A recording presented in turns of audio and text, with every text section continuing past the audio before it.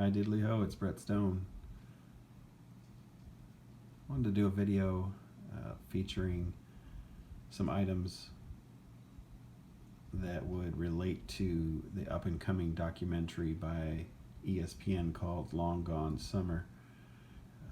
They're going to highlight the home run chase of 1998. And whether you hate the steroid use or embrace the steroid use and the cheating and the things that went on during that time frame or not, it was an exciting time. Personally, I don't appreciate cheating, and I would tend to shy away from players and cards that participated in that, and we know that they cheated. However, I have softened on that view somewhat over the years, mainly because of time, and also because I've grown to love the rare inserts of the late 90s, a time frame where I didn't really collect a lot of cards because of the steroid use, because of players like Sammy Sosa. Prior to him being caught and some of those other players being caught, I did collect quite a bit of Sammy Sosa cards. I even had Mark Mcgwire. I have a lot of his rookie cards. So I have lately, just over the past year or so, started collecting some of Sammy Sosa's cards again. So I guess it'd be kind of two-faced of me to say that I don't. So back in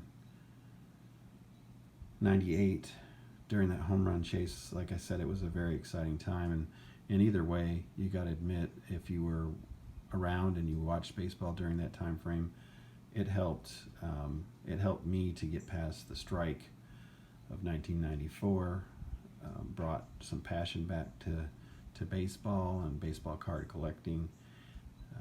Actually, one of the first card shows that I ever set up at and sold cards was right after that home run chase. I remember talking to my friends almost every night about the home run chase. You know, who hit home runs the night before, and who was maybe gonna win that. I remember there were high TV ratings and record attendance in some of those stadiums. And at the start of the season, the talk was all about Ken Griffey Jr. Possibly being the one that could win that home run chase. These are 1998 gold label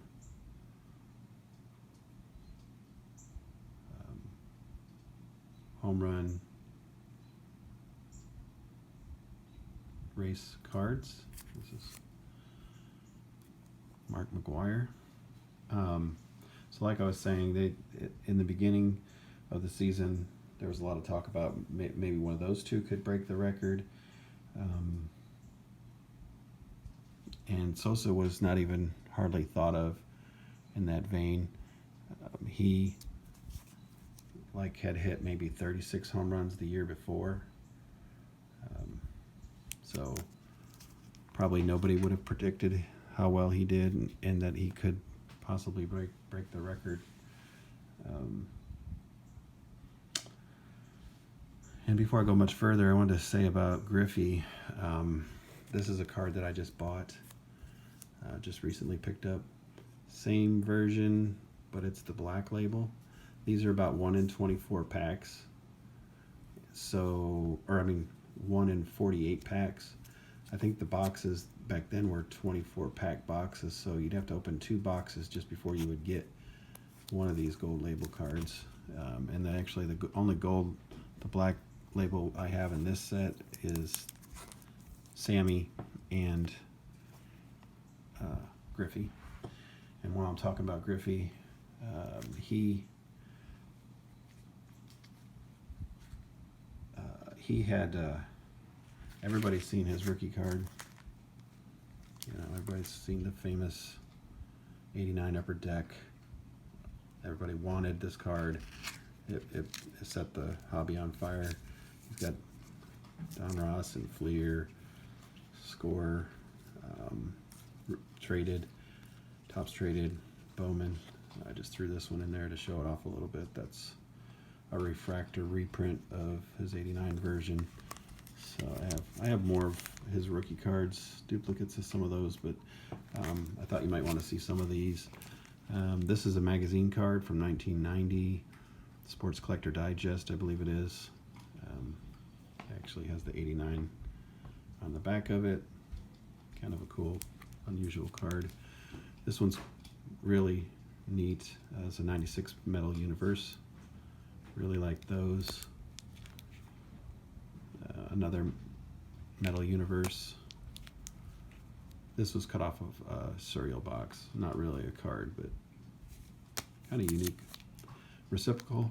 I don't know if you guys have ever seen these. This one's die cut, and the regular card had this picture on the other side for the front of it, other than the one that's die cut, and they were 1 in 7 packs. But it's got some shine to it, so I think that's kind of cool, even though it's not really valuable. And this is the silver signature version of one of his collector's choice. So I just thought I'd run through some Griffey cards while I had it. Also during that '98 season, up until May 15th, Vinny Castilla was in the race. He had 16 home runs. You may not remember that. These are his rookie cards. He has a 92 Fleer and a 92 Score. And then I just threw this one in there because I think these are kind of cool design with the logo back and the silver writing for their name in the studio. So Vinny Castilla was even in part of the race then, and at the end of May, Mcgwire and Griffey definitely were still in the race at 15 home runs. Well, in the middle of May 15th. And then by the end of May, Mcgwire had gone on a tear. He had 27 home runs. Griffey and Castilla had 19. And Sosa was just starting to creep up with 13 home runs. And then, if you remember, Sosa took off. He hit 20 home runs for a record in 1 month. Prior to that, no one had ever hit 20 home runs in a month. The highest was 18 by Rudy York, which I really never had heard of before. So I've been showing off a lot of the gold label. These are the 2000. I think this is 2000 and this is 2001 gold label of Sammy Sosa. Those are kind of cool. And real quick, here's some of his rookie cards. I'm sure everybody's seen them. This is the only one I didn't have graded, and I bought graded cards. I'm not even sure when I got them, but it was before all the steroid stuff I got, and I didn't really buy a lot of them. I did buy some Sosas, and I didn't worry about the high grades. I figured that near mint was pretty good, and I wasn't going to spend a lot of money. But there's this Bowman, an 8.5 Don Ross, an 8.5 Don Ross Baseball Best, and Beckett, and then another Beckett 8.5 Score. So those are just a few of his rookie cards. Then this one I thought was interesting. I had been looking through my Sosa cards, and I noticed this. Now, this here makes sense to me. Fleer, Ultra, and Skybox. This picture is the same exact picture, and I can see a company that was owned by both Fleer or bought out by Fleer or bought out by Skybox, where they would use the same picture. But this one is a Topps version, and it has the same picture. So I was thinking that was kind of unique. Wondered how the copyrights to something like that worked. So back to the story, the end of June, Mcgwire had 37, Sosa and Griffey had 33. And then by September 8th, Mcgwire broke the record in a game versus the Cubs. I don't know if you've seen that was really dramatic, and you could probably find it on YouTube, even if you don't want to wait until June 14th to see how that went down. And then during the final Friday game of the season, Sosa passed Mcgwire for 45 minutes, and he was the home run champion at that point. But then it turned around 45 minutes later in a game miles away. Mac hit two more home runs and then went ahead of him for good. And then at the end of the season, everybody knows he ended with his 70th home run. Here's like a gold card of Mcgwire that I just happen to have, that I bought back at that time. I really don't just collect to invest in. I collect cards because I love cards. I love the players. I love the game. And so I wouldn't recommend that you run out and you buy a bunch of Sosa and Mcgwire cards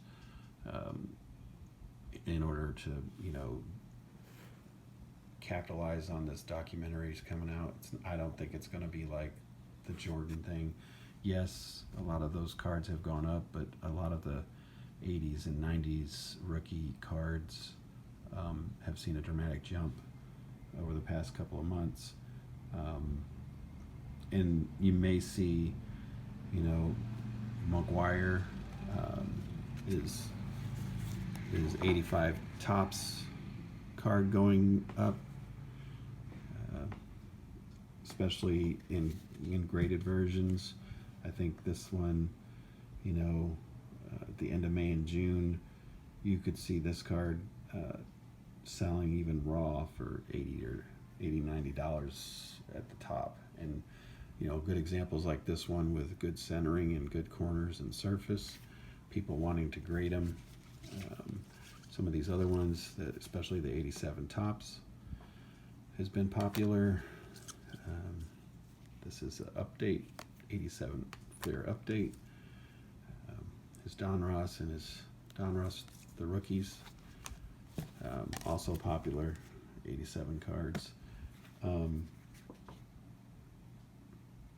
So some of his stuff, Sosa's and his, have tripled since May.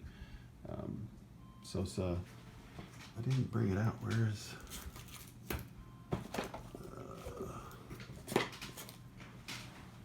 I meant to. Oh, his Leaf. His 1990 Leaf has gone up dramatically. People are after that. People are after his, not this Topps, but the regular Topps. And there's his Upper Deck. I should have brought an example of those out as well. I forgot. And that's a 90s debut. So he has quite a few rookie cards. So like I said, there's going to be some influence like there was with the Jordan documentary, but I don't think there's going to be as dramatic. And I think the people who were already investing knew enough to do that months ago when it was announced. and by now the prices have risen.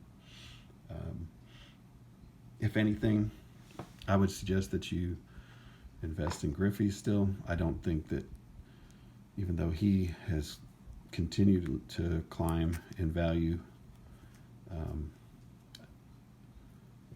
I think he's the most solid investment of that time frame.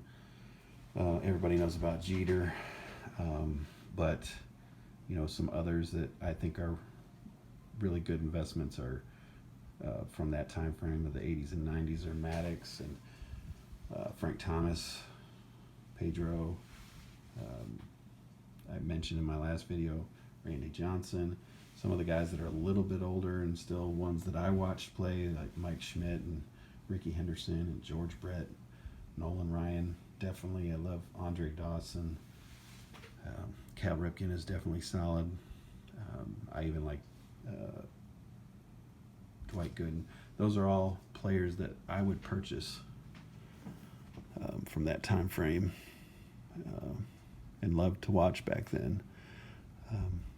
One last thing I want to show off with this video, well, besides my Sammy Sosa Pepsi can commemorating his 400th home run, is these posters. These are posters from that time frame that I've kept sealed. This one I probably bought back then in 1989 or 1998 time frame as an investment because I really wasn't a Cardinal fan. This one says Big Mac on it. It's definitely old. And you can see it has the numbers around there commemorating the home run race. If I can get this to focus, it's a 1997, or the fact that he was going to hit a lot of home runs. And then this other one, which I'm going to open tonight, and I'm going to stop the video and then I'll open it and show you. But I've never opened this one here, but I think I'm going to finally hang it.